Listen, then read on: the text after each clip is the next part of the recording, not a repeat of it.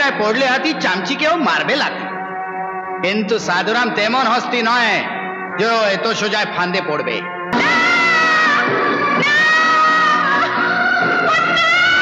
সাধুরাম, শালিনী আর বংশীর হত্যাকারী তুমি, কিন্তু ফাঁসিতে চড়তে চলেছি আমি।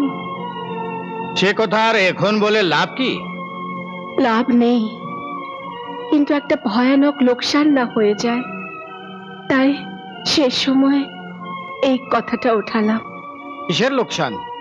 বলবো, তার আগে বলো, তোমার অপরাধ নিজের ওপর নিয়ে আমি ফাঁসি চড়তে যাচ্ছি, এ কথা সত্যি কি না? নিছক সত্য, নিছক সত্য। শালিনীর মৃত্যুর জন্য আমার আফসোস আছে, কারণ তার রূপ যৌবন ভোগ করবার আগেই তার জান চলে গেল। কিন্তু বংশীকে মেরেছি তার জন্য আমার এতটুকু দুঃখ নেই। হারামজাদা আমার সঙ্গে বিশ্বাসঘাতকতা করেছিল, কিন্তু ভয়ানক লোকসানের কথা কি বলছিলে? তোমার করা খুনের অপরাধের কলঙ্ক নিজের ওপর নিয়ে ফাঁসিতে প্রাণ দিলাম, অথচ তুমি চুক্তি পালন না করে মুন্নাকে অরুণের হাতে ফিরিয়ে দিলে না। এরকম হলে আমার ইহলোকে কলঙ্কিত মৃত্যু আর পরলোকে পীড়িত আত্মার যন্ত্রণা, এর চেয়ে ভয়ানক লোকসান কি হতে পারে? কেঁদো না মনোরমা, তোমার মুন্নাকে ফেরত দেওয়ায় আমার একটা বড় স্বার্থ। 30 লাখ টাকা প্রাপ্তি, এই চুক্তি রাখায় আমি ফেল করব না। ম্যাডাম, সময় হয়ে গিয়েছে, এবার আসুন।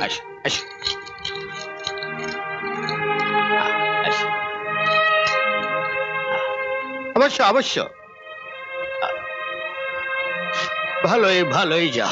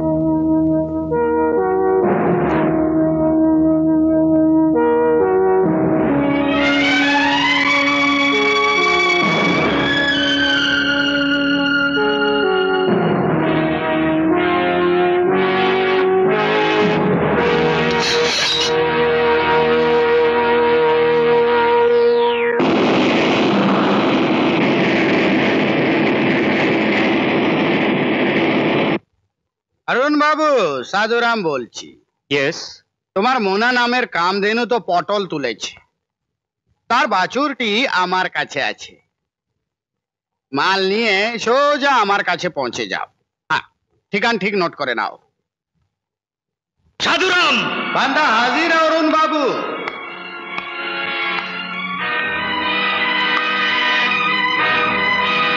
মাল এনেছো?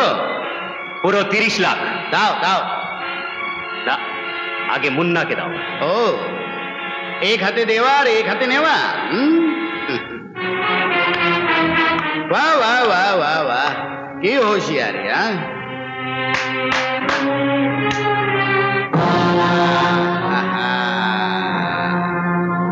তোমার পীড়িতের কর্মফল ওর মধ্যে আছে। মুন্না, বেঈমান, ছেড়ে দে আমাকে, ছেড়ে দে বলছি, ছেড়ে দে। কোন রকম বীরপনা দেখিয়ে না অরুণ বাবু। যে জিনিস নট পয়দা করে তাকে সাধুরাম হাত ছাড়া করে না। সাধুরাম গাছেরও খায়, তালারও কুড়োয়। আমি জানি ফাঁসিতে ঝোলবার আগে মনোরমা তার সব সম্পত্তি মুন্নার নামে করে দিয়ে তোমাকে ট্রাস্টি বানিয়ে গেছে।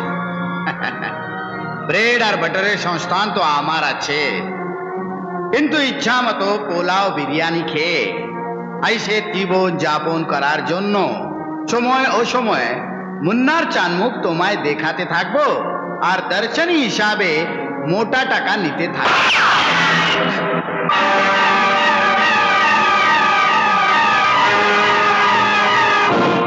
মনোরমা, মনোরমা তুমি? হ্যাঁ আমি।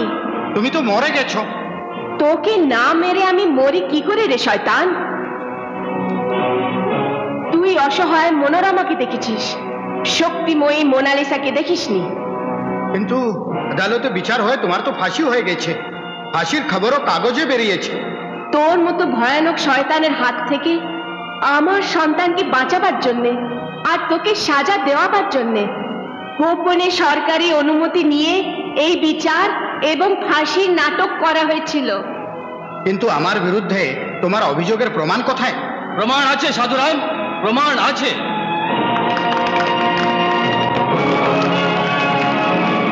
তোমার আর মোনালিসার মাঝখানে জেলে যে কথাবার্তা হয়েছিল ওটা সম্পূর্ণ আমরা রেকর্ড করে নিয়েছি।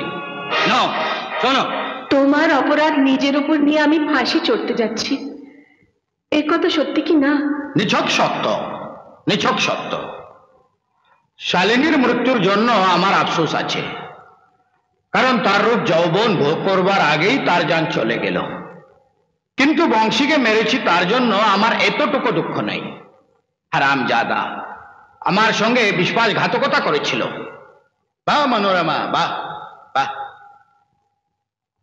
আজ দেখলাম ধর্মের কল বাতাসে নড়ে, পাপ মানুষের সয় না। শাস্তি যা হবার তা আমার হবেই। তবে তোমার উপর অনেক জুলুম করেছি, তাই পায়ে ধরে ক্ষমা চাইছি, যাতে এ লোকে শাস্তি পেলেও পরলোকে যেন শান্তি পাই। তোর মতো শয়তানকে ক্ষমা? ক্ষমা?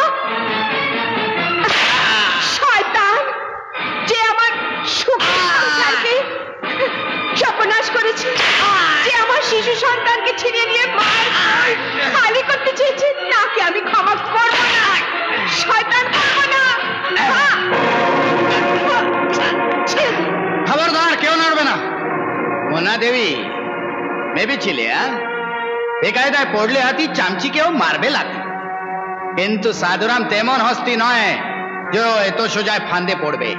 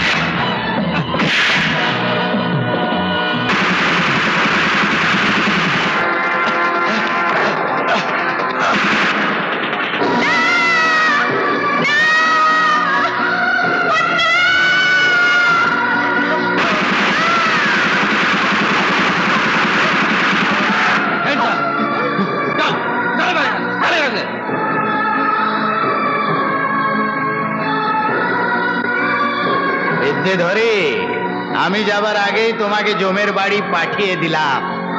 চল চল আমর দাঁত কি চুচ্ছিস কেন? চল না, চল।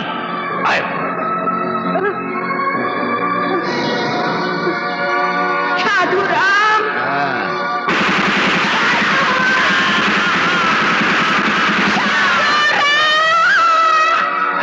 মোনা মোনা মোনা মুন্না নিরাপদে রয়েছে, ওর গায়ে আঁচড়ও লাগেনি। তোমার স্নেহে থাকলে ওর গায়ে একটি আঁচড়ও লাগবে না। এই জন্মে তোমাকে পেয়েও পেলাম না, কিন্তু যতটুকু পেয়েছি সেই অমৃতের আশ্বাস নিয়ে তাই নিলাম। আর তোমার জন্য যা রইল সে আমার প্রেম, তারে আমি রাখিয়া গেলেন পরিবর্তন অর্ঘ তোমার উদ্দেশ্যে। পরিবর্তনের স্রোতে আমি যাই ভেসে।